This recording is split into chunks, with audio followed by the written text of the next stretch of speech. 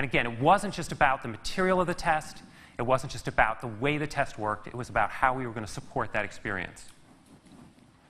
And we translated that. I know it's a complicated diagram. I'm going to break down each of these layers in the next few slides. But we translated it into how we were going to balance those needs across physical components, across data services like Please Call Me's, and across human interaction through call centers, et cetera. And we started to look at, for this particular example, the flow of information, because we needed to bring all these things together.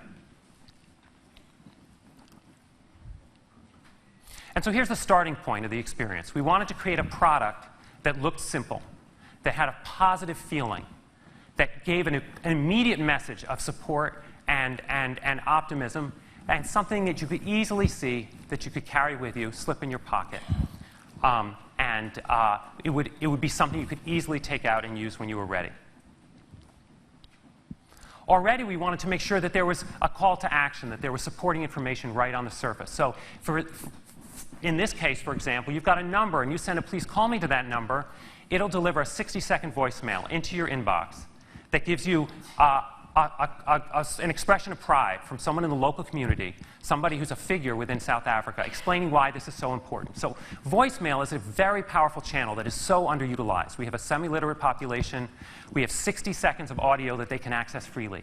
So how can we start this process with a strong message? How can we give someone who didn't even walk away with the kit necessarily a chance to get some encouragement and to think about and feel confident in approaching this experience on their own? This is how the kit opens up. So very thoughtful around the interaction design. You pull those caps off, and what unfolds are the instructions.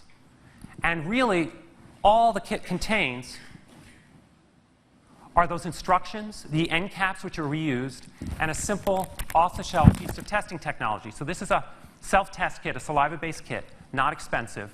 So we didn't want to make any requirements on the testing materials. Those are off the shelf.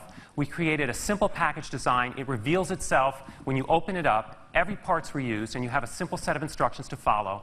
A pamphlet that you can walk away with if you're not ready to reach out for support.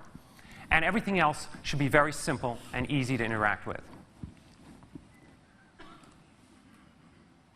So here it gives you just a little more detail. We wanted this to be extremely graphic and simple. Again, rely very little on written instructions. A simple walkthrough, and once again, connections throughout to mobile services to support the experience. Here's the other side. So this is that unfolding piece of cardboard. So on one side, you've got instructions. On the other side, not just a positive message, but cultural figures. And we'll talk about who these specific people are who are participating in the program a little later. So here's the English, for those of you who do not speak Zulu. Here's the pamphlet. Once again, we're talking to two audiences. We're talking to people who are positive and negative, and giving them a sense of how to follow through on the experience.